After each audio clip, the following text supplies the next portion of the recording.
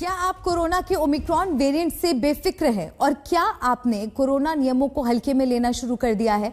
अगर ऐसा है तो खबरदार हो जाइए, क्योंकि 24 नवंबर को पहला केस पाए जाने के बाद ये वेरिएंट अब तक भारत समेत दुनिया के 59 देशों में फैल चुका है और विश्व स्वास्थ्य संगठन यानी WHO ने चेतावनी दी है कि ये वेरिएंट तेजी से और भी देशों में फैलेगा। इसीलिए आपको ओमिक्रॉन वेरिएंट से सावधान रहना चाहिए।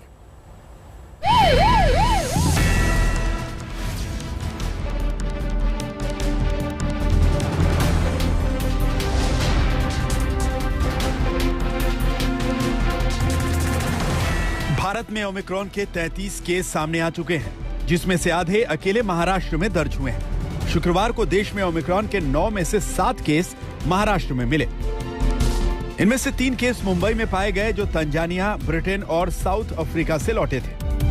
बाकी 4 केस पिंपरी चिंचवाड़ में पाए गए, जो हाल ही में एक ओमिक्रॉन संक्रमित नाइजीरियाई महिला से मिले थे। महाराष्ट्र में शुक्रवार को 7 मरीज मिले, जिनमें से 4 का वैक्सीनेशन हो चुका है, जबकि 1 मरीज को अभी सिंगल डोज लगी है। इन नए मामलों के साथ महाराष्ट्र में ओमिक्रॉन के कुल 17 केस हो गए हैं, जिसमें से 3.5 साल का एक बच्चा भी शामिल है। हालांकि महाराष्ट्र समेत देश भर में जितने भी ओमिक्रॉन संक्रमित के मामले मिले हैं, उनमें मामूली लक्षण पाए गए हैं, लेकिन महाराष्ट्र सरकार ओमिक्रॉन को लेकर पूरी गंभीरता बरत रही है। बीएमसी ने कई सारी टीमों को धारावी में तैनात किया है, वो रैपिड टेस्टिंग भी कर रही है। इसके चलते अब मुंबई पुलिस ने शनिवार और रविवार के लिए धारा 144 पूरे मुंबई शहर में लगा दी है। आपको बता दें, इस धारा का उल्लंघन किसी ने किया तो सख्ती से कार्रवाई मुंबई पुलिस कर सकती है।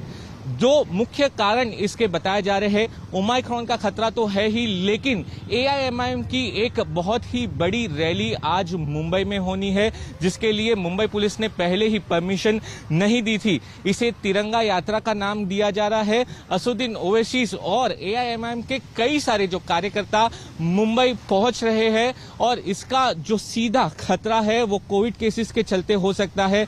दूसरी अगर जो बात करूं तो संजय राउत ने अपशब्द का इस्तेमाल बीजेपी के लिए किया है, तो बीजेपी भी आज मुंबई में अलग अलग जगहों पर प्रोटेस्ट करने वाली थी। तो कई सारे ये जो कारण है जिसके चलते मुंबई पुलिस ने शनिवार और रविवार के लिए धारा 144 पूरे शहर में लगा दी है। देश में भले ही ओमिक्रॉन के सिर्फ 33 ही केस सामने आए हैं, लेकिन एक्सपर्ट्स ओमिक्रॉन को लेकर पहले ही चेतावनी दे चुके हैं कि सावधानी हटी, दुर्घटना घटी। ऐसे में कोरोना के प्रति लापरवाही अब सरकार के लिए भी चिंता का सबब बन रही है। हमने सबने मास्क पहना, खूब पहना, हम डर गए।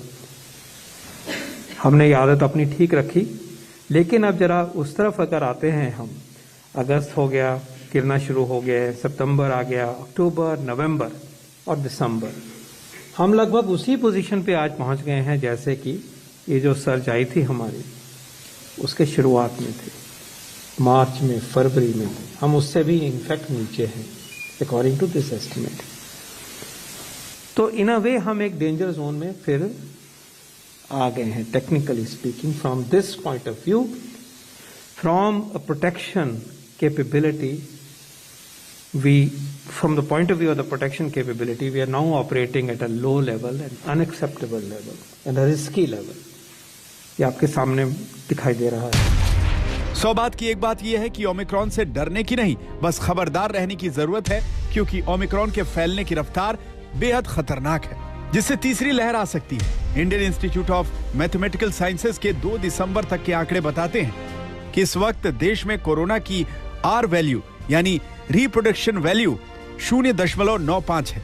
5 राज्यों तेलंगाना, ओडिशा, जम्मू कश्मीर, कर्नाटक और मिजोरम में R वैल्यू अभी भी 1 से ऊपर है। देश में मिजोरम में R वैल्यू सबसे ज्यादा है, जहां लगातार 3 हफ्तों से R वैल्यू 1 से ऊपर बनी हुई है। कर्नाटक में 1 हफ्ते के दौरान R वैल्यू 0.94 से बढ़कर 1.09 हो गई है। तेलंगाना, जम्मू कश्मीर, महाराष्ट्र, हिमाचल प्रदेश और तमिलनाडु में भी R वैल्यू बढ़ी है। R वैल्यू ये बताती है कि कोरोना से संक्रमित एक व्यक्ति से कितने लोग इन्फेक्ट हो रहे हैं या हो सकते हैं, और ओमिक्रॉन की संक्रमण फैलने की शक्ति डेल्टा से कई गुना ज्यादा है। जब डेल्टा वायरस आया था और डेल्टा प्लस वेरिएंट आया था, तो हम लोगों ने जो स्टैटिस्टिक्स निकाली थी उसमें 5 और 6 के बीच में R0 वैल्यू थी 5.6। इसका मतलब ये था कि डेल्टा से संक्रमित व्यक्ति 5 या 6 लोगों को एक समय में संक्रमण दे सकता है, इन्फेक्ट कर सकता है। ये उसकी इन्फेक्टिविटी का मापदंड है, मारक क्षमता का मापदंड नहीं है। जैसे कि अब ये ओमिक्रॉन आया है, इसकी इन्फेक्टिविटी रेट डेल्टा वायरस से 5 गुना ज़्यादा है, तो हम ये कह सकते हैं R0 वैल्यू इसकी 30 होगी। ये गलत नहीं होगा कहना। राहत की बात यह है कि ओमिक्रॉन संक्रमण में बीमारी के गंभीर लक्षण नहीं होते, लेकिन जिस तेजी से यह फैल रहा है उसे नजरअंदाज नहीं किया जा सकता। ओमिक्रॉन की वजह से साउथ अफ्रीका में हर दिन सामने आने वाले नए इन्फेक्शन की संख्या पिछले 3 हफ्तों के दौरान दोगुनी हो चुकी है। ब्रिटिश हेल्थ डिपार्टमेंट का दावा है कि आने वाले कुछ ही दिनों में ब्रिटेन में रोजाना आने वाले कोरोना केस में आधे ओमिक्रॉन वेरिएंट के होंगे। अमेरिका में भी ओमिक्रॉन 50 में से 19 राज्यों में फैल चुका है।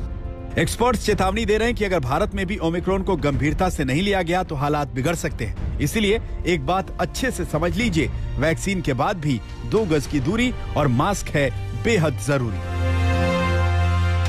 ओमिक्रॉन के डर के चलते उत्तर प्रदेश में चिंताएं बढ़ गई हैं, लगातार बैठकें हो रही हैं। मैं इस वक्त जहां मौजूद हूं, ये कोविड कमांड सेंटर, यहाँ का लखनऊ डीएम ने बड़ी बैठक ली है, इसमें कई डिसीजंस लिए गए हैं, जिनमें 50 मीटर यानी 50 मीटर के दायरे तक अब मिनी कंटेनमेंट जोन रहेगा, जहां पर भी केसेस पाए जाएंगे बांस बल्लियों की बजाय रिबन से घेर दिया जाएगा घर को।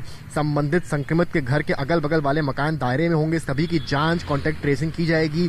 रिपोर्ट आने तक ये निगरानी रहेगी। पॉजिटिव व्यक्ति पृथकवास में रहेगा। नियम तोड़े जाने पर कानूनी कार्रवाई भी होगी और यदि पॉजिटिव व्यक्ति नजर बचाकर बाहर निकला तो मुकदमा भी दर्ज हो सकता है। इसके अलावा मैं आपको बता दूं कि मॉक ड्रिल से कोरोना की तीसरी लहर को परखेंगे, यानी कि जब ऑफिसर्स मॉक ड्रिल पर निकलेंगे। फिलहाल उत्तर प्रदेश में अभी तक ओमिक्रॉन वेरिएंट का कोई केस नहीं आया है, पर जिस तरह से बैठकें चल रही हैं, मुस्तैदी प्रशासन की तरफ से और सरकार की तरफ से बढ़ा दी गई है। कैमरामैन संजय के साथ समर्थ श्रीवास्तव, आज तक।